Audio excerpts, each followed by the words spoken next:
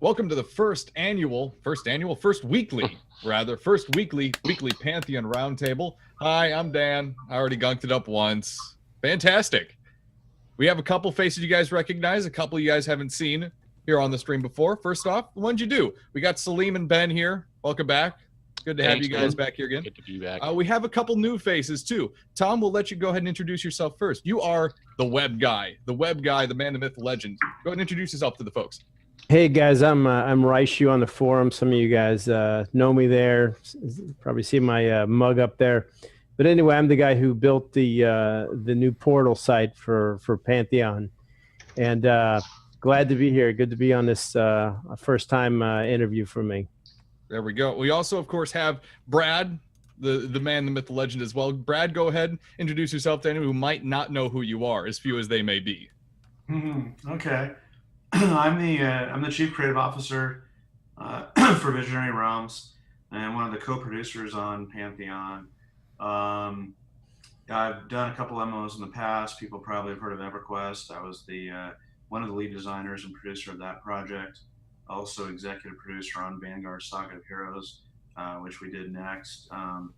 Basically been involved in the industry now over 15 years, and it's all been MMOs, and that's all I want to make from now until the day I die is MMOs. So. There we go. We're going to get started here very shortly, guys. Again, this is the first ever weekly Pantheon Roundtable. We're doing this every week or as much as possible. Whichever comes first or last, who knows. We're going to be taking questions from the Pantheon Rise the Fallen chat room. It is a subscriber-based chat room on the Pantheon Rise the Fallen website itself. Ben, could you go ahead and explain exactly how people can get access to that? Yeah, sure. So we've got various different subscription levels. We've got the ability to pledge directly on the site. What we're excited about particularly is the ability to bring in people as apprentice developers. What that means basically is that they'll get full access to the site where they can contribute their ideas, they can participate in the chat forums, and we give them this this opportunity to for the weekly roundtables. The roundtables, as in general, will be available to everybody. However, participation in them and joining the discussions of it, you'll need to be an apprentice developer. For this week's show, we're also allowing the supporter level in there as well, just as a thank you for your early support. Going forward, it's going to be just apprentice developers, but we're glad to have the supporters as well. So thank you guys for coming. All you guys have to do is make sure you go and subscribe over to the Pantheon Rise the Fallen website itself. Be ready for the game, help support the company, and you'll have access to that chat. We'll be taking questions directly from there. Guys, we appreciate everyone in chat, but the questions come from the direct supporters for this time around. It gives you guys a good reason to get over and toss your money at these guys. Help get this game made. With that being said, you guys have a couple things you wanted to talk about. First off, let's go right to the big guns here. The Kickstarter has finished. You guys weren't able to make the total. We got you guys pretty close there, hopefully. A little past half. Probably a bit past half, actually, if I remember correctly. What is the next step for you guys? How are you moving forward?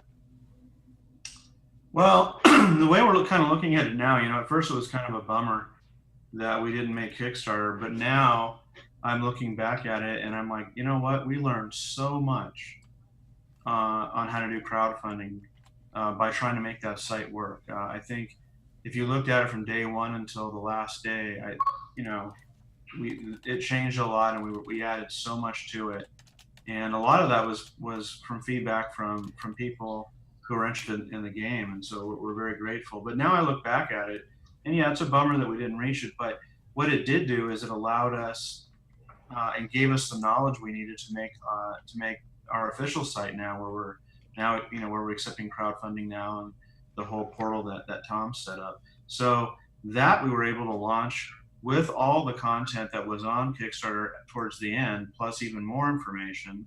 We're adding to it all the time. Tony and I and others are adding to the wiki all the time, and we're responding to people on the think tank, and we have all this information, all these images, etc. And we wouldn't have known to put all that into our own website if we'd not gone through the whole Kickstarter experience. So I'm an optimist. I'm a guy. I look back and look at quote unquote failures and say, well, how can we turn a negative into a positive? And so that's kind of what I'm doing now, is sure, it's a bummer, but man, we would not have the cool, in-depth, comprehensive site that we do now if it wasn't for that learning process that was Kickstarter. And the money that's coming in now through crowdfunding from our own site it just blows my mind. It's really coming in. People they're excited from either from following Kickstarter or from hearing from others who are following Kickstarter. And so this is almost like part two. Now we know what we're doing. I mean, we know how to make MMOs, that's for darn sure. But we went into the Kickstarter thing a little prematurely, thinking it wouldn't be a big deal to set it up really quick, and it turned out to be a lot more. But we've gone through that learning experience now, and it feels good. The team has never been more excited. I've never been more excited regarding where we're at right now, what we're poised to do, what the team is already starting to accomplish now in this next phase of development.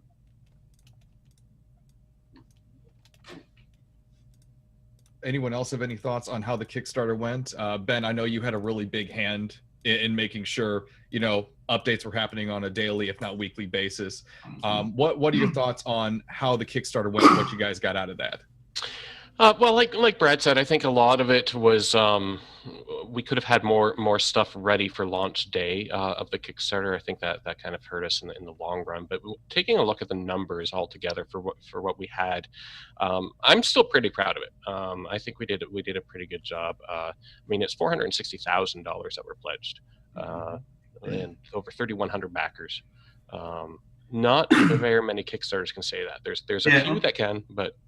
Well, let me interject, Ben, if that's okay. Sure. I think the biggest thing we did wrong, and we did lots of little things wrong, trust me, but we did not have the pre-Kickstarter hype phase.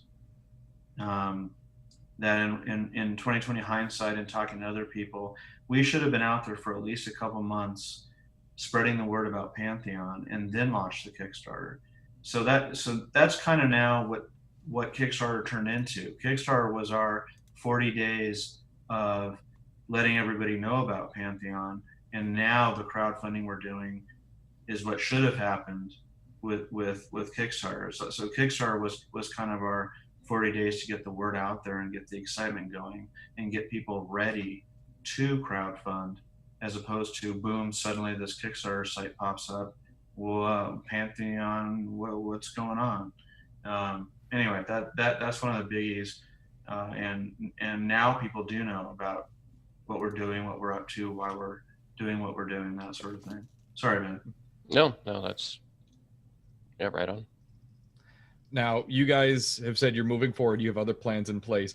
I believe you said on at least one occasion you're not necessarily looking for corporate investment, but you're certainly looking towards other sources of funding. Is it just the website at this point, or what other avenues are you pursuing to make sure this game has enough funding to be made properly? Here's what we're doing. It's obviously the crowdfunding on the page, which, like I said, is going amazingly well. Tom did an amazing job, setting up that site. All of a sudden, it was funny. I mean, Tom and I exchanged some emails and talked a little bit, and then suddenly he said, "Hey, go look at, go to this obscure URL and look." I'm like, "Okay, I'll go look." And boom, there's this amazingly comprehensive site, and it just blew my mind. Anyway, so we're doing that. It's going really well. To continue to get the same level of crowdfunding we have now, it is imperative that the team adds value to the site over time. We need to stay on there. We need to support our pledgers and our subscribers. We need to add information. We need to listen to their ideas. And if we don't continue to do that on a regular basis, then we won't be able to maintain the crowdfunding that's coming in. So that's a commitment we have, or that we're making to everybody that's already on there now. Mm-hmm. The other thing that we're doing right now is we're reaching out, and actually, well, we did it. I did it. I think it was a tweet where I said, "Hey, angel investors, we want to hear from you." And of course, the flamers are like, "What are you doing asking for money? Are you desperate?" but it actually turned out to be perfect. Lots of angel investors are indeed reaching out to us. For those of you who don't know what an angel investor is, I mean, I don't know. I'm learning lots of new terminology. It's really somebody who's they're interested in investing in your company, but they know what they're also fans. They also know what you're doing. They're familiar with Pantheon. They're excited about it. They want to play the game, and they so happen to have money that they can invest in us. This is different than reaching out, let's say, to venture capital, where you're usually dealing with people who don't, these are not MMO players. They're looking at it a little bit more from a purely financial side. We're not reaching out to them right now. But we might have to. I hope not. I'm hoping that crowdfunding and Angel will do it. I'm just letting you guys know the next step after that would be VC. And then the final, group of people we would reach out to would be publishers, but we just don't think that's going to happen because the world and the internet have changed so much, where in the old days you needed a publisher. You needed somebody who could make all these boxes and put them in the channel and make sure they pop up at Fry's or GameStop or whatever. Well, that's no longer necessary because you have digital download. And then you also needed them to help you do the hosting, which was very complicated and expensive back in the day. But now it looks to us at this point anyway that we'll be able to host the game ourselves with a lot of different opportunities out there with the cloud and everything. So no offense to the publishers out there, we love you. We certainly benefited from publishers in the past. We're longtime developers, so no disrespect intended, but our hope is to get this thing out the door using crowdfunding and some angel investing, and that's what we're focused on right now. Well, I certainly think companies can respect that. While you appreciate publishers, it's a situation of you want to have that really tight grip control over your product, and I think they'll respect that. Yeah, Salim, I want to go to you here shortly, but Tom, we mentioned the website here earlier. Let's go to you really quick. You are the one who made the website. You're the one that's been putting all the work into it. People have a lot to get at when they subscribe or when they put a donation in on the website. How much of a task, how heavy was the load to make this website? How much time did you put into it? And what are some of your favorite features that are available to the community? First of all, you're right. It's information overload when you get in. It's normally when you go through a website development process, you spend months planning, and then you have break down into focus groups and really try to channel where you're going.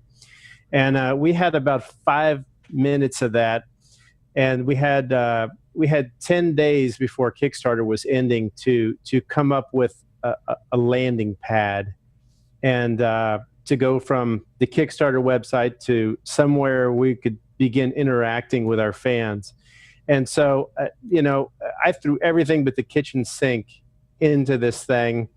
And what's amazing is we invited 200 of our initial Kickstarter pledgers to come and help us test. And we kind of said, look, there's going to be falling rocks around you here as you're in here, so just beware. And they saw the site change colors. They saw the site completely change from one thing to another, getting shut down. It was the most horrible piece of web development that I've ever been involved in.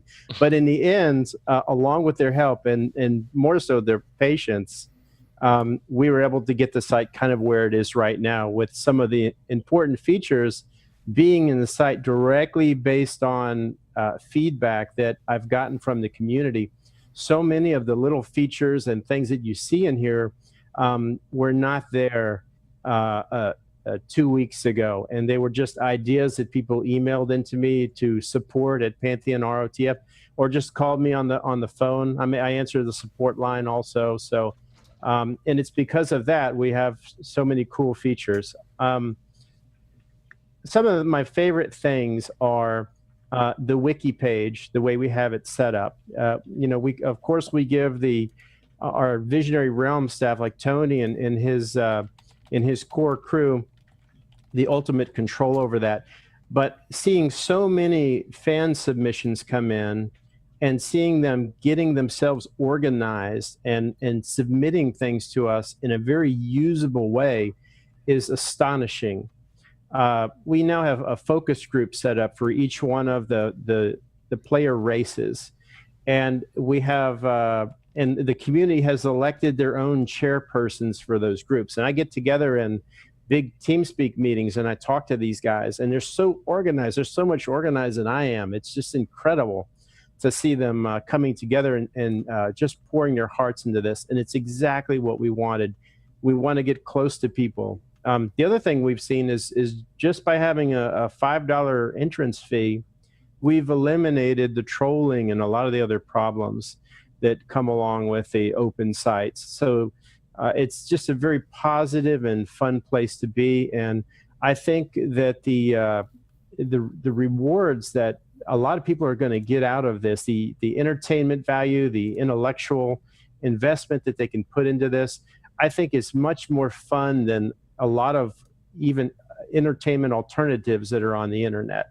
So, you know, it's the journey, it's not the destination. And we want to share the journey with you. We want to take this with you. We're really, everybody who's out there watching, everybody who's on the site, just, we can't thank you enough. And we can't tell you how happy we are that you're here. You guys have so many features on the website. You have the group of options, you have forums, you have a blog set up that people can post on if they're a certain level of supporter, even where they can share their very detailed thoughts of the community. Just absolute tons of features. How much time did it take to actually make this website? Really quick. Well, it took the better part of, I would say, about 4 weeks, 3 to 4 weeks. And that's just, you know, with 3-4 hours a night sleep, 7 days a week, pretty much. Now, I've got to give a lot of, I've got a very bright young man, Fizz, FZZT. I hope he's in the forum here. But, you know, this guy's from Cornell. He is a brilliant server admin. And we had to completely change server platforms 3 times because 3 times we underestimated the amount of traffic that we would have. When people come to the site, normally what we're expecting is a brief stay, a few minutes, but people come here and they just never leave. And so they're chatting with each other. They're bringing their guild mates. This has replaced Facebook for a lot of people because here, you know, I can be Raishu. I don't have to be, you know, Tom, the IT guy. I can have that. I can have that anonymity and be part of the community in that way. So that was a surprise to us, but we weren't prepared for it. And so Fizz helping me change platforms, the site would definitely not be where it is without his help. So I've got to give him some public praise here too. There we go. I want to get to Salim real quick here, but Rob, you've developed websites before as well. Yep. Do you have any quick questions for Tom? Because you have a brain for this stuff. I simply don't. What back-end system are you using for the website content management system? We ended up going with Social Engine 4. Okay. And with a lot of custom modules and then a lot of custom code also. The reason for this is that I've used this platform in the past and I've been happy with it. It change management wise, it's pretty friendly. It's robust and scalable. It's a little more expensive than a lot of other options, and it does take a little more effort in some areas. But ultimately, I think it was the right choice. The Facebook style features and a lot of the social interaction kind of come out of the box, you know, the wall with the posting and things like that. Mm-hmm. And the chat room and wait. I thought you coded all this from scratch. Yeah, well, actually, I used notepad.exe, right? Yeah. Wait a sec. No, I'm just kidding.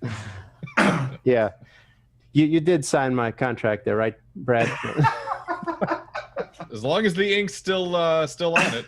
Yeah, yep, the ink's still there. Yeah, but yeah, a lot of custom work went into it as well. But yeah, it's at the core Social Engine 4. But to get something like this normally takes months to get it to this level. It's a beautiful website. Congratulations is. on the hard work. It is. Oh, thank you. It's a gorgeous piece of material. Everyone, please go support the project. Subscribe to it. PantheonROTF.com. If anyone's in chat wondering what we're talking about, that's it. Support them. You're going to get access to the entire website if you support them well enough. Please do so. It is so worth it. Salim, you've had a very overarching, if hands-on, feel for this entire project so far, at least in the time that we've spoken to you. Seeing the Kickstarter come and go like this, where do you feel the project is going? How do you feel about Pantheon so far? And what direction do you see it going in with the amount of support from the community, even through just the Kickstarter? Well, I think the project's just going up. We've got, like Brad said, the Kickstarter was definitely a lesson learned, but even though we didn't make the money, we did, being in that type of situation did produce a lot of results that, previously we probably wouldn't have gotten done as fast. It brought us closer together, having to work closer with Ben, who I hadn't worked with before, and other people on our team like Tony and stuff like that. It kind of brought us together, kind of together in the trenches, while we're fighting this battle. So I think overall the Kickstarter experience was extremely positive, regardless of the result. If we hadn't hooked up with Tom, I'm not sure where we'd be right now, but being able to just roll into the site and see the amount of pure admiration and desire for this game segue over there was great. Like you said, the community's been fantastic, and it makes me feel better every day when I get to interact with people, whether it be personal messages or pop in the chat or whatever. It certainly starts my day off well. I wake up, I pop on, see what's going on, and then I can, spend the rest of my day, with a smile on my face, excited about what we're going to produce for these people. And let me add something right now, if it's okay. The guys that you're talking to right now, like Salim said, if Tom hadn't have shown up when he did, if we go back in time, if Ben hadn't shown up when he did, Salim and I put together an amazing development team. These guys are veterans. Every aspect of making an MMO is covered. We have experts in different areas, but also these are people that are willing to help out in any way they can. So I'm very proud of the dev team that we put together, and I couldn't have done it without Salim, that's for sure. And what Salim brings, his breadth of knowledge and how long he's been making these games is priceless. But the amazing thing though is the areas that we weren't necessarily thinking as much about, the non-development areas, how important PR would be short term, how important having this portal, having this website pop up, and then to have people of the caliber of Ben and Tom and others who are helping out too. I don't know if you guys have seen some of the composite images with messaging on them, or the kind of wallpapers where different images were put together. We have a guy named David who's helping us with that. We just had very talented people approach us and say, hey, how can I help out? And here's what I can do. And I'm just blown away by the people that we already had on board, and now the people that we do have on board. And like Salim, I get up in the morning and I look at, how we've been doing crowdfunding, and I look at the progress we're making on some investment deals. And then I go to the much more fun stuff, which is the creative side, and I see how the game's coming along. And I get, right now, I can get on source control right now and compile the game and run around and see what people are doing. I'm blown away. I'm blown away by how well this is working, and just how many people out there want to play Pantheon. I knew they were out there, but man, there's more of them than I thought. And they're more passionate than I thought. I just, I've worked with passionate fans before, and they usually pop up later on in development after you've got a lot more to show. We just have this amazing team, amazing fan base, and we couldn't do it without the fans. We couldn't do it without the team, and for sure we couldn't do it without the people that are on this interview right now. Salim and Ben and Tom, just amazing. There we go. Thank you everyone for joining us here on twitch.tv/The Rob and Dan Show. We're getting towards the half-hour mark of the broadcast. This broadcast is going to be an hour long, folks. And also, I saw in chat there the KTAM folks are joining us, ktamradio.com. Also, fantastic Pantheon supporters. Thank you for joining us, guys. Again, ktamradio.com.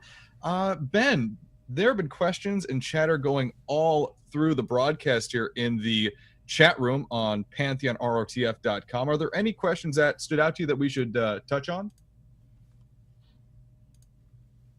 Yeah, I mean, well, and let me just scroll back here. I mean, the amount of involvement from the community has always been impressive.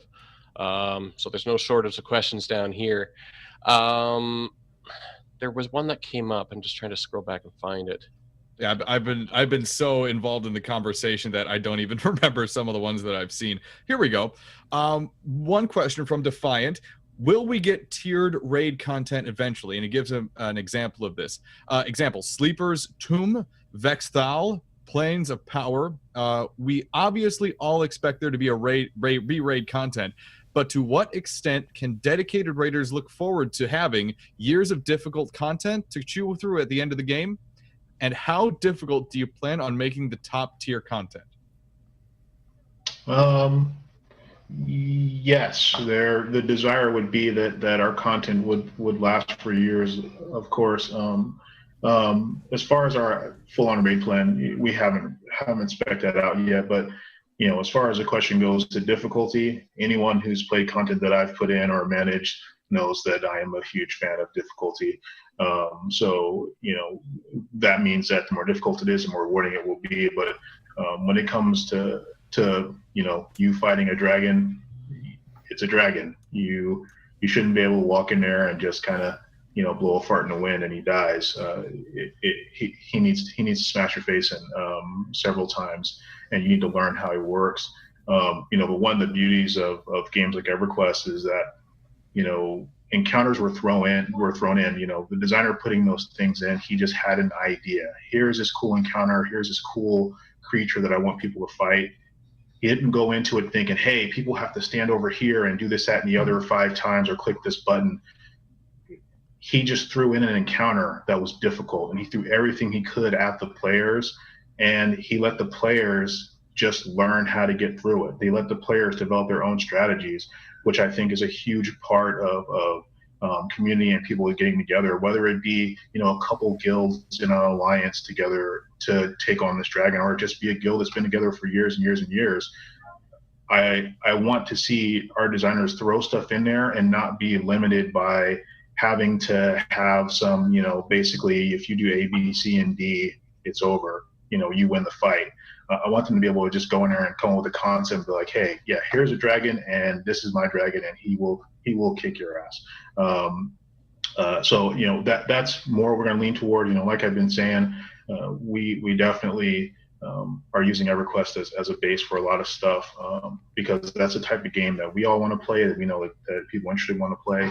And we're trying as hard as we can to stick to those core philosophies and concepts, while obviously making a game that's more modern looking and in some ways just has some better operations as far as modern functionality goes.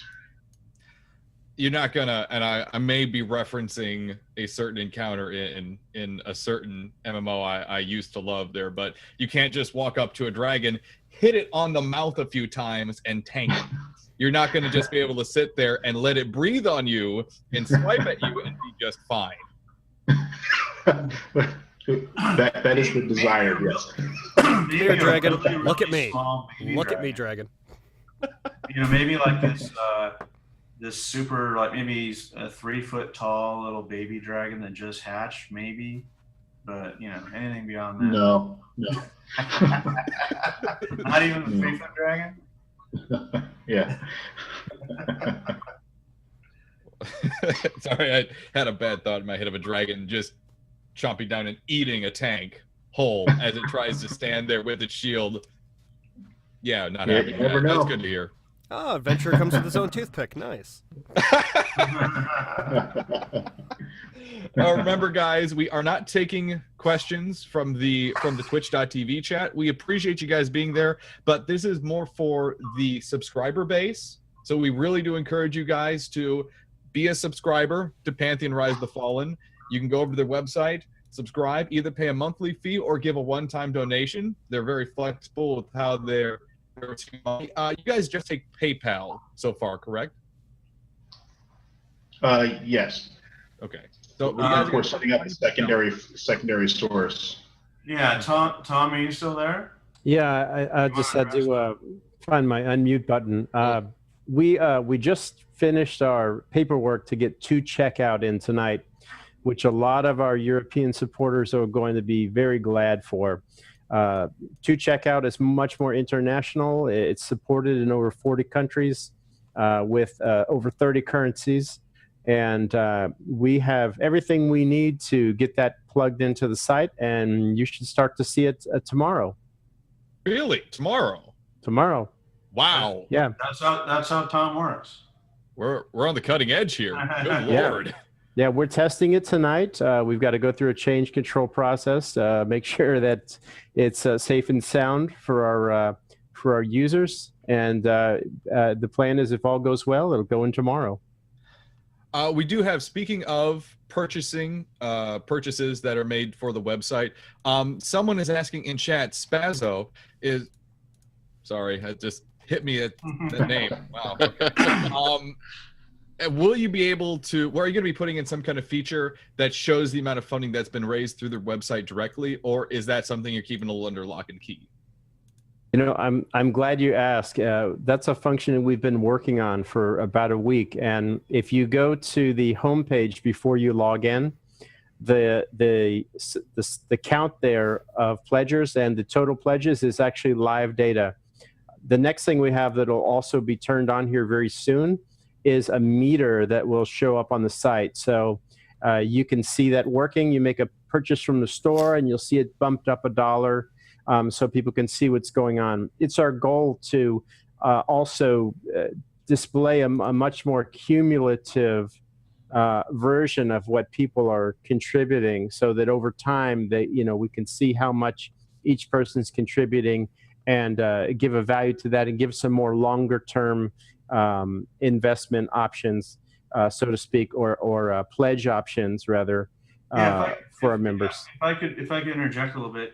I think one of the lessons we learned from Kickstarter was, we just said, we're doing this for the entire game and we're going to raise as much money as we can, and that's just not a lot of information. Players want to know a little more than that before they put their money into something, and I don't blame them. So what we're doing is we're coming up with serious goals. Like, and we're saying, and we're breaking up the development process. Like, for example, this next goal, if we achieve X dollars, this is exactly what the dev team is going to do with it, right? We're going to get an office going, or whatever it is, the details. We feel obligated to let people know, what their pledge money is going towards next. And then once we reach that goal, that tier or that goal, then we'll put up the next one. So we're going to break up this 3-year development cycle into smaller, more digestible chunks, and just kind of display it that way, so people can really know where the money's going, and more what its immediate use is, instead of just generally saying, "Thank you, we needed that to help make the game." That's not enough information, and our pledgers and our subscribers deserve to know more than that, and we want people to feel like they're part of the development process, because they really are. And one way to make that they can be part of the development process is they deserve to know what our next steps are, and what their contributions are helping out with. Certainly. And as a reminder too for everyone, the cutoff for getting your Kickstarter rewards, if you were a Kickstarter supporter, is the 5th. Is that the end of the day on the 5th? Let me elaborate on that. All you have to do, if you're still struggling to scrape together the money, is send an email with a copy of your receipt from Kickstarter. It's the one that says congratulations. Send it to integrity@pantheonrotf.com, and we'll have it on record. As long as you send me that email before the 5th, you're good to go. Thank you. And that is for anyone who purchased any tier on the Kickstarter? That's right. If there's a tier you purchased and you really want the rewards, but you're having trouble to come up with the pledge amount, we understand. It's very much important to the whole team that we honor our commitment to everyone who stepped up for us during Kickstarter. We appreciate that, and we to extend that appreciation, we are offering this integrity email so that you can get credit for that. Mm-hmm. We do have a question from chat I'd like to touch on because it does involve the people who have contributed a bit of money to the website specifically. The question is from SOGOTP. What do the developers and designers want and expect the assistant developers to do with the website? What are your expectations for them? What would you like to see from them? Have fun. I mean, you're paying us, for a service, which is interactions with us and stuff. But also, be creative with the tools that you have access to. Help make the site look cool. Help make the site look full of stuff. When people come on, be gracious hosts and explain to them why Pantheon is so awesome, why the subscription is such a great thing. Word of mouth is the best advertisement there is. So, and really, we should be asking them what they expect of us more, I think. And like Brad said, we're trying to add value to that, and hopefully, what we add will help them, then evangelize, the game and that particular tier level to others, and get more people to jump on the wagon and continue to make the site cooler and fuller and demand more stuff of us. Yeah, that was. Let me add to that, if that's okay. Yeah, Salim's absolutely right. But to me, I think there's so much more. I mean, at the very least, we want you guys to have a good time and interact with us. But I'm hoping for much, much more. We have the think tank. We have the message boards.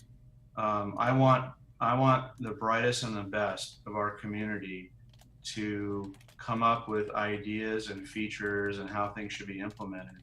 And I want to take the best of those and put them right into the game. So we're not kidding when we say we want people to be part of our development. We're dead serious about that. And if those ideas, if they rise to the top and they make a lot of sense, we're going to take them and we're going to use them. And then I'm going to even add something on top of that maybe it's crazy stuff, but it's worked in other situations, different situations, but I think it's sufficiently analogous, and that is the best and the brightest of the community that are on our site, and that make themselves known, and we start taking ideas from them and putting them into the game.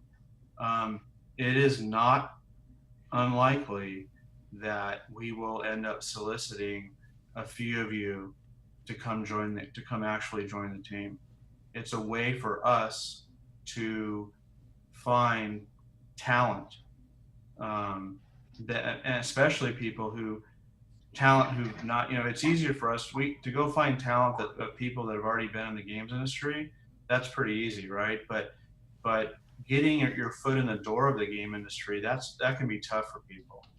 And it takes a lot of tenacity and involvement to do that. What we hope to do with our website is make it a bit easier for some of you to get that foot in the door, and show and impress us. And hopefully we'll be able to reach out to. I mean, I don't know how many there will be. It's a good question. How many people will rise to that level? But I know just statistically, given the number of people that are accessing the site now and who will access and how the site's growing, there's some people out there that should be on the team with us. And we just need to make sure that we offer a way for you guys to let your ideas be known, so that you do rise to the top, and we are able to reach out to you and see if you're somebody that should be on the dev team. So it's not just yes, we want our fans part of the development process for real, not just the cliche that you hear everywhere.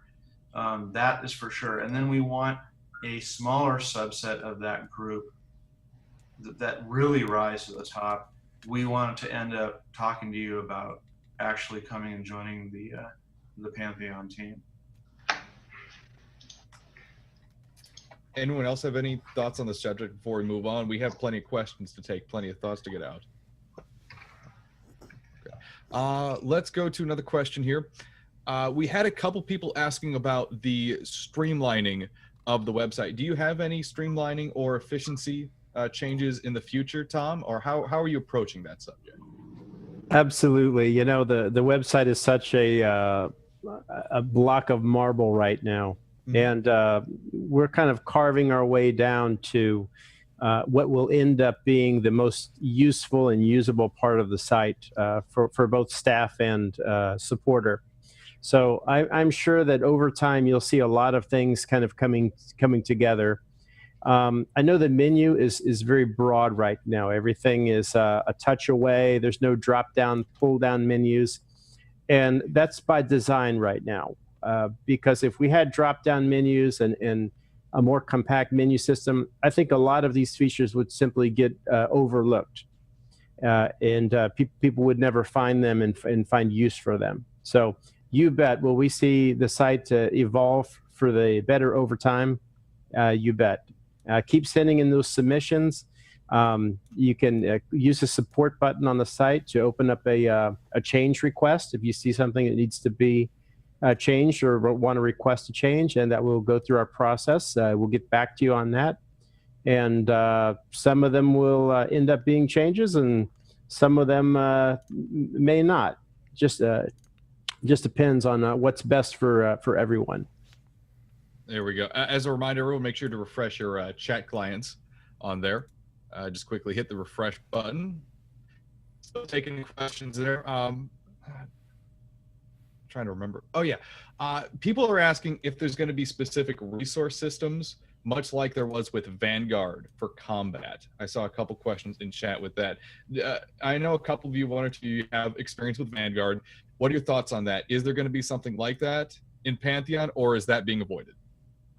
It really depends on, once we get down to nitty gritty. We've defined the gameplay for for all of our launch classes. Some of them I want to revisit, but we've defined the gameplay now. It's just figuring out what that's going to require. When it comes to our UI, I'm a huge fan of a minimalist UI. I want people to actually see and play the game without having a bunch of stuff in there that kind of pulls you out of the game. If anyone's played like Dead Space or anything like that, they'll understand what I mean by a minimalist UI. So I want to not just kind of add stuff just for the sake of adding, just to say it's different.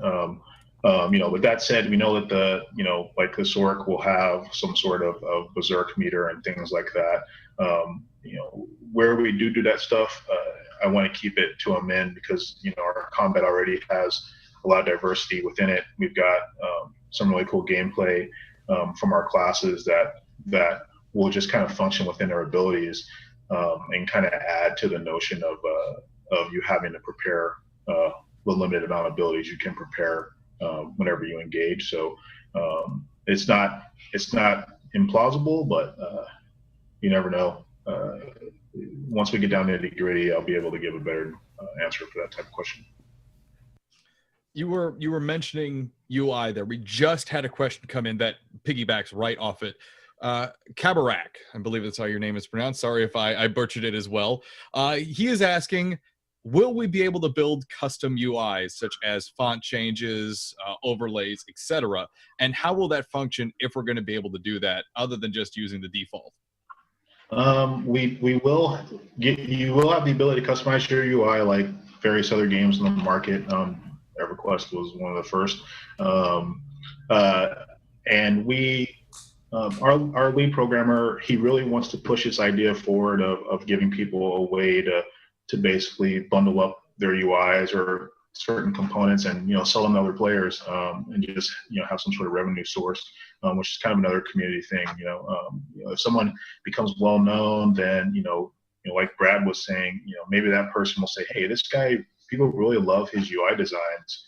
Let's bring that guy on. We'll bring him on as a UI designer, and just pay him proper. So we're considering stuff like that. But yeah, at a base, you'll definitely be able to modify your UI to some extent. Going back to the questions, Max63 has this to ask. It's coming from Zulzamar, one of the members of the Gnome Focus Board. They ask, do gnomes follow a specific path of magic? This might be a better question for Tony, now that I read it. Do the six lore play a part in what class the gnomes follow or are part of? You broke up like crazy there at the end. I'm sorry. Do the six lords play a part in what class the gnomes follow or are part of? I didn't even know we were doing gnomes. When was that decision made? Liam, did you sneak the gnomes in? Or was that Tony? No, that certainly wasn't me. So wait, let me read the question. Sorry, because I'm having trouble. For some reason, you're breaking up. Where was it? Is my audio cutting? Yeah. No, it was a little bit. It was a little bit internet tinny. Really, this question though, I don't think anybody here can really answer that. That is more of a Tony question. The thing about it too is that it's that's one of the things that Tony's trying to do as well, is get more people involved in the lore, which I think is probably a first for any MMO, if I'm not mistaken. He's got some great community members, people from the lore library and from elsewhere that have been helping out, just creating a real big backstory. So so any stuff like that too. I mean, ask Tony on the forums, on the boards. He's always around. His ID is Valen on the website. Yeah, sorry I couldn't answer that, but yeah, I can ask him right now if you guys want to. No, that we are on a time budget, so let's not worry too much about that. Hopefully we'll have Tony on next week. It's so much fun to talk to him. Mm-hmm. Getting the lore shop guy in is just, especially for me, it's so much fun. Yeah, and Tony has so much fun doing it too. Talking with everybody about it and just kind of brainstorming some ideas. It's cool to watch. Yeah. Now, actually, speaking of that, Tony is probably one of the most individuals I've seen with this project. He's just all over the forums, Twitter, everything he possibly has, talking to the consumer base, to you guys' consumer base, about stories they're coming up with, about things that they're talking about their characters. Yep. I mean, you guys have an entire forum dedicated to what's your character. I mean, how important is that to have a lore guy that barely comes up for air if he feels like it? It's pretty huge, right? Yeah, he's amazing, and like you said, he does take ideas from everybody, and that's the coolest thing. He runs the lore. He makes the decisions on what becomes canon or what becomes the real history of the game. But he's so open, and he takes the ideas from the fans. And I'll tell you one thing that's really kind of blown me away. Sometimes in the past, in my position, not only have I really not had the time, but it was like, okay, Brad, you do your high-level vision stuff, but I don't know if we really want do we really want to have you involved in some of the actual lower-end story?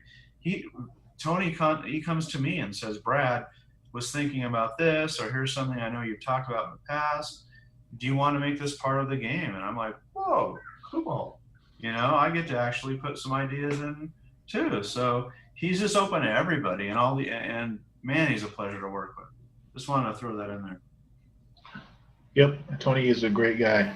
Great guy. We have a couple folks asking about merchandising, as they like to say in Spaceballs. Is there Pantheon the merchandise flamethrower. Is there merchandise in the works? Do you guys have a plan for that yet, or is it just too soon? Yeah. I can talk on it, and go ahead, Ben. It's something that we've always sort of discussed. The thing that we want to be careful about is that we want to make sure that we use the funds that we have now to make the game. So we don't want to do extra funds for something that's not game related.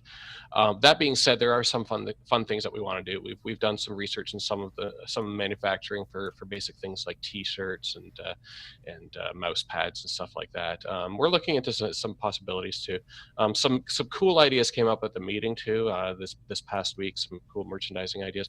It's still stuff that we need to kind of flesh out, check out prices, and make sure that it's something that we can do and have it remain efficient as well. And it's not just the money; it's also the time, right? The team, we need to be making the game and interacting with all of you on the website. I really can't have Ben or other people on the team go off down the rabbit hole of merchandising, and nor should I really be spending money right now hiring a person that just focuses on that. Maybe later that'll make more sense, but it's too early to do that now. And so we'll do the best we can. As we get further along in development, as things go, continue to do well, it may make sense to bring somebody on board that can focus on that. But right now, we'll do our best to get going on things like that. But just expect it to come along slowly, because again, like Ben said, we need to make sure the money is going to the game, and we also need to make sure that our team, the effort of our team members, is primarily going towards the game as well. We don't want to get sidetracked too much. I want the cool T-shirts and everything just as bad as anybody else, but please understand that we're not a larger team or a larger company where we have a department for that. We have one department, and that department's called Make Pantheon Rise of the Fallen, and make it the most amazing focused game you've ever seen. And it'll be a while before I have other departments that I can assign other things to. So just please understand that where we have to have our focus right now. Tony is actually in chat right now on the Twitch page. He's listening in, and apparently he's finishing up something for tomorrow. Some kind of announcement or something, perhaps. I'm interested. Any insight into what he might be working on? Yeah, we know what he's working on. Ooh, okay. Intriguing. You guys don't get to know about it yet. That's one of the things that we like to do too, is just keep regular stuff coming out. So Tony's been working on a few things, just so that we have content coming out, running it like a website, really, just something interesting for our members to read and see. Okay? So there's a few things that he's working on. I think I know what he's got ready for tomorrow, but I don't want to say it just yet, just in case he does the other thing that he's working on. So I'll just wait and see. But there will be something up tomorrow for sure. Something tomorrow from Tony. Looking forward to it. Fantastic. A couple questions have come in, not just recently, but a little bit ago, about the meeting that happened earlier, right after the Kickstarter ended. Specifically asking Brad if he could just give us a little bit of information on how you've tasked individuals with making sure the game goes forward in the way you want it to go forward. Could you give us a little insight, not just on that, but to the meeting that happened right after the Kickstarter ended? Sure.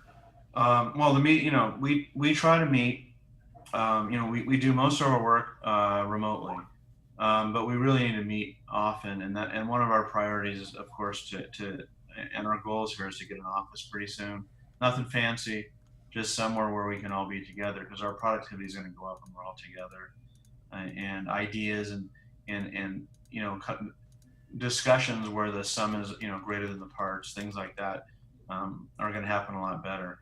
In the meantime, we're working remotely, and at least once a week now, until we have an office, we're gonna have people up to my garage, and that's where we'll have meetings. So often those don't include everybody.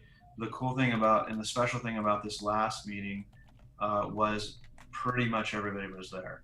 And we flew Ben in, we flew Tom in.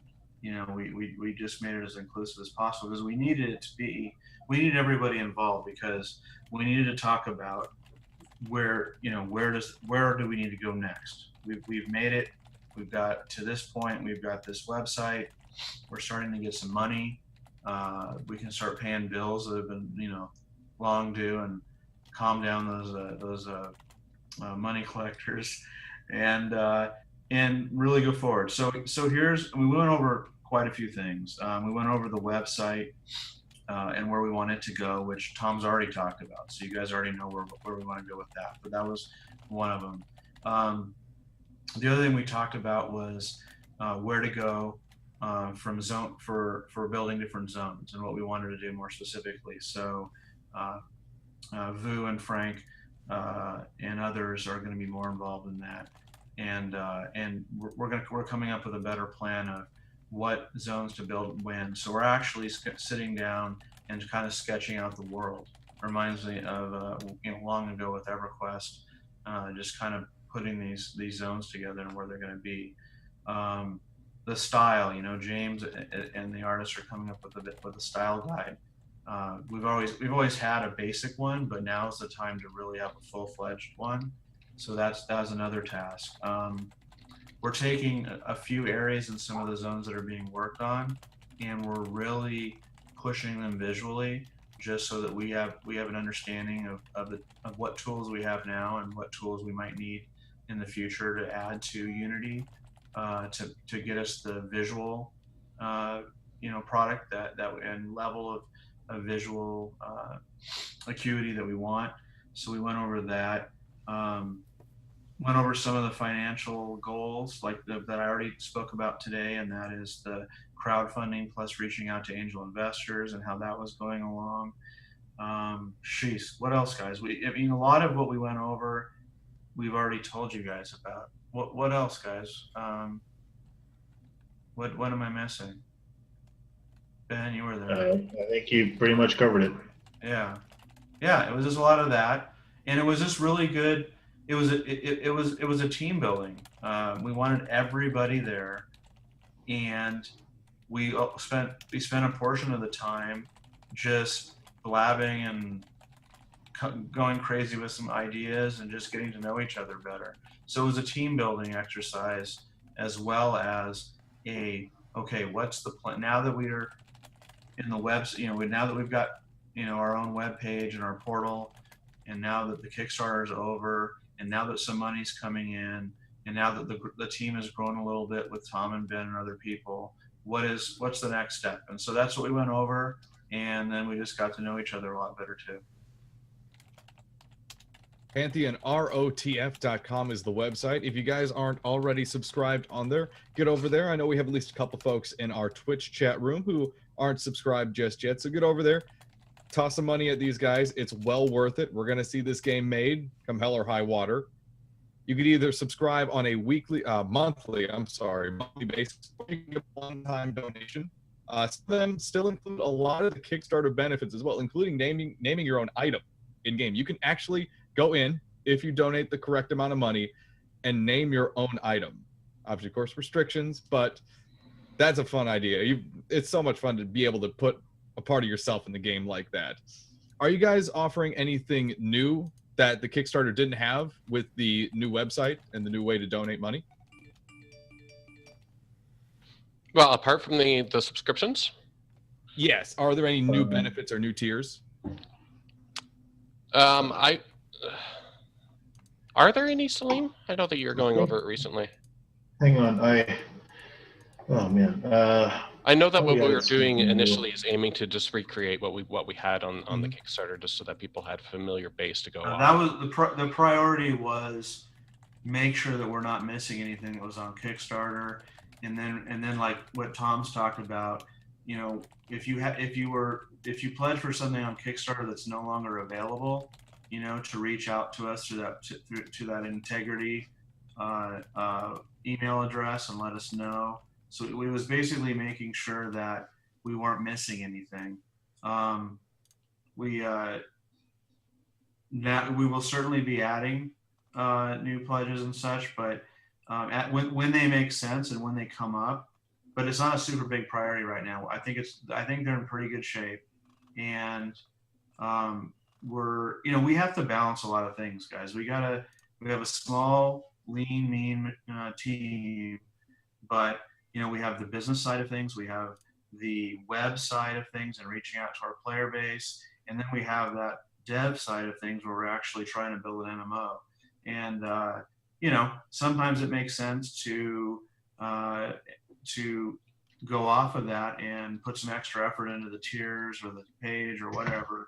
But that would be another thing that was accomplished, and one of the messages behind this meeting on Tuesday was it was kind of an event where we could refocus and make sure that the entire team is working, that they have something to do, that they're working concurrently, that one person isn't being gated by another person, that we have a solid plan. Salim's had a solid dev plan for quite a while, but he's making it more and more detailed, more and more specific, so that there's no question of what we should be doing. So it was a refocusing event, so we can get back to what it's really all about, and that's making Pantheon. There we go. We have come up on 8 p.m. EST. Thank you so much for joining us, everyone, both in the chat at Pantheon Rise of the Fallen's website at pantheonrotf.com and over on our Twitch channel, twitch.tv/The Rob and Dan Show, as well as the KTAM folks. Thank you for joining us too. Appreciate you being here. Tony in chat too. Can't forget about him.